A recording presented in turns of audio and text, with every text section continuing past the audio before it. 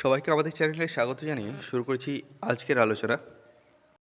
সুপ্রিয় সকল মাধ্যমিক পরীক্ষার্থী, আজকের আলোচ্য বিষয় মাধ্যমিক 2026-এর ইতিহাস বিষয়ের সম্ভাব্য প্রশ্নমালা অর্থাৎ সাজেস্টিভ সাজেশন। চলো দেখে নেওয়া যাক আমাদের সাকসেস পয়েন্টের পক্ষ থেকে এবছর মাধ্যমিক 2026-এর ইতিহাসের সাজেস্টিভ সাজেশনগুলো। তোমাদের ইতিহাসের বড় প্রশ্নের মধ্যে নম্বর বিভাজন থাকবে 4 নম্বরের এবং 8 নম্বরের, এবং অন্যান্য যে 2 নম্বরের যে প্রশ্ন বিভাজনগুলো থাকবে বা অন্যান্য প্রশ্নগুলো এর সম্বন্ধে আমরা বিস্তারিত আলোচনা করেছি আমাদের সাজেশনের কপিতে। যদিও আমরা এখানে শুধুমাত্র 8 এবং 4 নম্বরের সাজেশন নিয়েই কথা বলবো। সবার প্রথমে আমরা দেখে নিই প্রশ্নের মান 8 অর্থাৎ 8 নম্বরের জন্য আমাদের এই বছরের কি সাজেস্টিভ প্রশ্ন রয়েছে। সবার প্রথমে আমরা দেখে নেব প্রশ্নের মান 8 থেকে মহাবিদ্রের চরিত্র ও প্রকৃতি সম্বন্ধে আলোচনা করো। দলিত অধিকার সম্পর্কে গান্ধী আম্বেদকর বিতর্ক, এই নিয়ে একটা প্রশ্ন আসার সম্ভাবনা রয়েছে। মানুষ, প্রকৃতি ও শিক্ষার সমন্বয়ে রবীন্দ্রনাথের মুক্ত চিন্তাধারা সম্পর্কে আলোচনা। আসতে পারে সশস্ত্র বিপ্লবী আন্দোলনে নারীদের ভূমিকা আলোচনা করো। নমশূদ্র আন্দোলন সম্পর্কে টিকা টাইপের একটা দেখে যাবে, এটা আসার সম্ভাবনা খুব রয়েছে।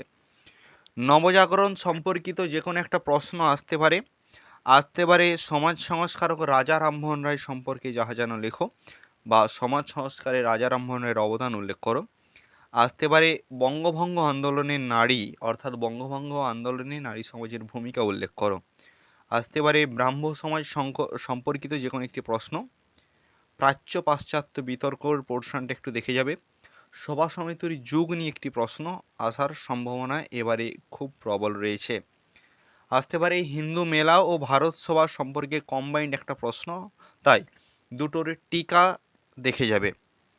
এবার এর মধ্যেও 8 নম্বরের সবথেকে বেশি ইম্পর্টেন্ট নবশূদ্র আন্দোলন, বঙ্গভঙ্গ আন্দোলনে নারী, নবজাগরণ সম্পর্কিত প্রশ্ন, দলিত অধিকার সম্পর্কে গান্ধী আম্বেদকর বিতর্ক, আর সভা সমিতির যুগ, সমাজ সংস্কারক রাজা রামমোহন রায়, এটাও ইম্পর্টেন্ট এবং একের দাগেরটা মহাবিদ্রের চরিত্র প্রকৃতি।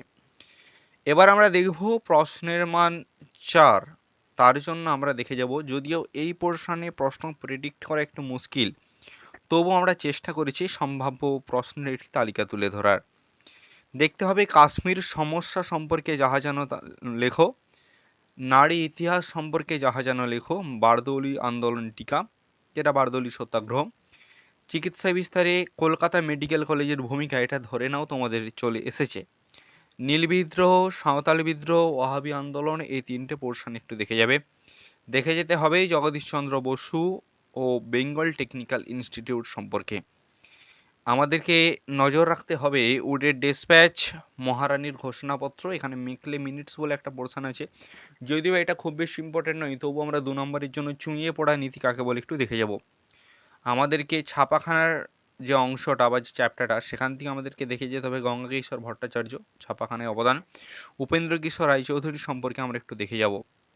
মহাবিদ্রোহ ও নীলবিদ্রোহে শিক্ষিত বাঙালি সমাজের ভূমিকা, এইটা একটু দেখে যাব, মানে মহাবিদ্রোহে শিক্ষিত বাঙালি সমাজের ভূমিকা এবং নীলবিদ্রোহে শিক্ষিত বাঙালি সমাজের ভূমিকা। হিন্দু মেলাটা টিকা হিসেবে আমাদেরকে দেখে যেতে হবে, যেটা প্রশ্নের মান 8 যদি আমরা রেডি করি আমাদের 4 রেডি হয়ে যাবে। স্বামী বিবেকানন্দ দেখে যাব, স্বামী বিবেকানন্দ যেমন দেখব, তার বর্তমান ভারত উপন্যাসটা দেখব, গড়া উপন্যাসটা একটু দেখে যাব, যদিও এটা খুব বেশি ইম্পর্টেন্ট নয়। এবং আমাদের যে আছেন আরেকটা জীবন স্মৃতি বিপিনচন্দ্র পাল, সেটা একটু দেখে যাব, আর শ্রমিক আন্দোলনগুলো একটু দেখে যাব। এখান থেকে তার মধ্যেও সব থেকে বেশি ইম্পর্টেন্ট চিকিৎসা বিস্তারে কলকাতা মেডিকেল কলেজের ভূমিকা, কাশ্মীর সমস্যা, নারী ইতিহাস, বেঙ্গল টেকনিক্যাল ইনস্টিটিউট, উডের ডেসপ্যাচ, মহারানীর ঘোষণাপত্র, নীলবিদ্রোহে শিক্ষিত বাঙালি সমাজের ভূমিকা, আর 8 দাগের প্রশ্ন, আর তার সঙ্গে আমরা হিন্দু মেলার শ্রমিক আন্দোলনটা দেখে যেতে পারি, বারদলীয় আন্দোলনটাও দেখে যেতে হবে।